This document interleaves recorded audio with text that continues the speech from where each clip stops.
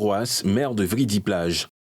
Main dans la main, Conan Luc et Edier Moublin-Jacob posent les jalons de l'unification tant attendue du clergé céleste ivoirien. Moment arrosé de chants à la gloire du Seigneur, les parties prenantes de la réconciliation amorcée prennent part à un culte spécial. Sainte Vierge Marie, Sainte Homme, en te présentant de nos sincères félicitations, te disons bienheureuse. Bienheureuse. L'ambiance des lieux fait des heureux dans les deux camps, engagés à faire la paix des braves. C'est une joie pour nous. Une joie pour nous de retrouver un père. Une joie pour nous, pour que l'Église de Côte d'Ivoire se retrouve et devienne une et indivisible selon les recommandations de Papa Ochofa. Aujourd'hui, si nous retrouvons tous les frères ancrés du christianisme de Côte d'Ivoire ensemble, ma joie est immense. C'est le miracle que moi je vis aujourd'hui. Depuis 1975, on se connaît. Il n'a jamais eu du repos. Maintenant, le moment de repos, de joie est arrivé. Que Dieu veille, qu'il lui donne longue vie pour qu'il voie tout cela réussir pour que la Côte d'Ivoire soit dans la joie. Les premiers pas posés, les deux parties se retrouvent mardi prochain. Ce, pour consolider la dynamique engagée, laquelle devrait, in fine, sonner la fin de la guerre de leadership au sein de la communauté céleste du pays. Pause au groupe scolaire Laurier 3 et 4 dans la commune de Cocody. Acteurs et partenaires se retrouvent loin des classes pour célébrer les meilleurs élèves de l'année. La tribune, la journée de l'excellence et du mérite. Une 12e édition qui voit monter sur le podium les majors par niveau scolaire. Tous reçoivent des prix des mains de mentors engagés à leur côté par la direction de l'école pour incruster dans les consciences les valeurs du travail et de la discipline. À terme, organisateurs, parents et lauréats livrent impact de la journée du mérite et secret de leur performance. 2015, c'était notre première année de direction, première tentative et nous avons fait 100%. Et depuis, nous faisons 100%.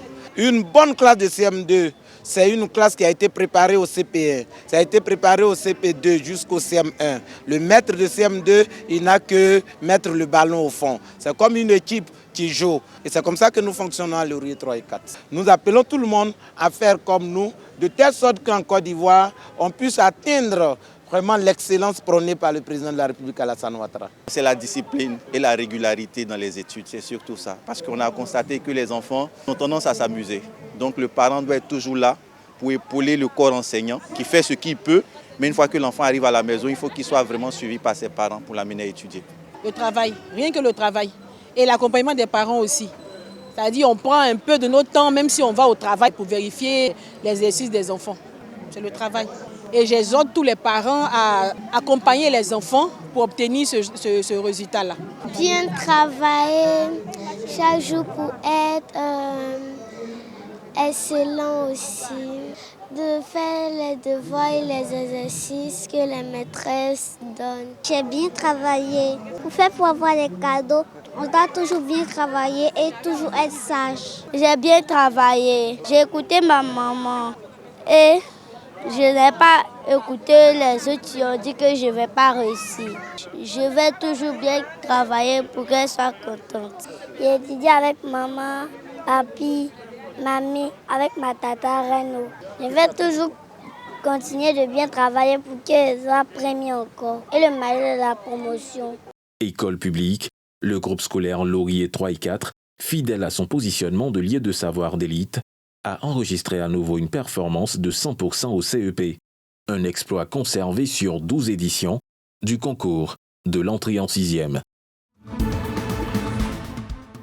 Autorités administratives, acteurs locaux et organisations de la société civile réunis à Boisflé à l'initiative de Abidjan Legacy Programme et de l'ONG Agir pour l'environnement dans les industries extractives ont planché sur des solutions durables visant à endiguer le phénomène de l'orpaillage illégal. Nous avons, avec l'ONG AEIE, entrepris un certain nombre de démarches. Déjà aujourd'hui, nous sommes vraiment à la phase pratique de cette activité-là. Nous sommes au lancement de la phase terrain. Il va s'agir donc à travers cette activité de faire un inventaire, d'identifier, répertorier et cartographier les terres qui ont été dégradées par l'orpaillage illégal et par la suite procéder à une réhabilitation de ces terres-là et une valorisation. Afin de mieux cerner l'ampleur des dégradations environnementales, ces acteurs misent sur la collecte de données précises. Une démarche qui s'est traduite par le lancement officiel d'une cartographie visant à identifier les sites dégradés et à orienter les actions de restauration. L'ONG agit pour l'environnement dans les industries extractives, est particulièrement honorée de la confiance qui lui a été accordée dans le cadre de cette étude de cartographie des sites d'orpaillage illégal dans la région de la Marawi. À travers cette mission, il s'agira de produire des données géospatiales précises, actualisées et fiables, permettant d'identifier et de localiser les sites d'orpaillage illégal, de mieux comprendre leur organisation et leur impact, d'appuyer la prise de décision des autorités et de favoriser la mise en œuvre d'actions de réhabilitation environnementale et de développement local durable. Les données recueillies serviront de base à l'élaboration d'actions ciblées de réhabilitation des sites dégradés. Une initiative qui ouvre la voie à une meilleure gouvernance environnementale et à un développement plus durable. Tribune d'échange participatif, les missions du CIAPOL, Centre ivoirien anti-pollution à Abengourou. Hôte de la nouvelle descente à l'intérieur du pays, les industriels des régions de l'Est et du Nord-Est du pays.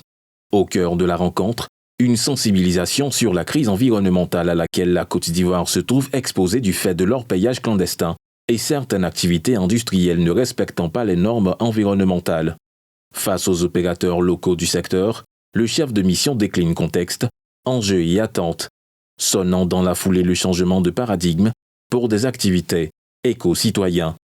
Nous constatons bien souvent l'utilisation de produits dangereux, comme le mercure, comme le cyanure, et ces industriels ne prennent pas de précautions pour préserver les matrices environnementales. Quand le sol est pollué, cela n'est pas propice à la production d'activités agricoles. Et quand l'eau est polluée, cela n'est pas propice au développement des activités halieutiques. Même dans l'agro-industrie, nous constatons également que l'utilisation des produits phytosanitaires se retrouve également dans les matrices environnementales que sont donc le sol, l'eau et l'air. Et donc nous saisissons cette tribune pour sensibiliser nos concitoyens. Si nous voulons un développement durable, nous devons tout faire pour que ce développement-là préserve l'environnement, préserve les ressources naturelles. La plateforme d'échange du CIAPOL, faut-il le relever, vise à renforcer la collaboration entre l'administration environnementale et les acteurs économiques de l'intérieur du pays. L'étape d'Abengourou a été précédée de celle tenue à San Pedro, Daloa, Yamoussoukro et Mans. C'est dans une ambiance festive que l'ONG Notre Espoir a réuni les femmes de Cocody pour une célébration spéciale, la fête des mères. Au cœur de la rencontre, le partage de vivres et de non-vivres pour soulager ces mères de famille dans leur quotidien. Nous apportons notre assistance à des populations qui sont en difficulté, notamment les veuves, les orphelins et des personnes qui traversent des périodes difficiles.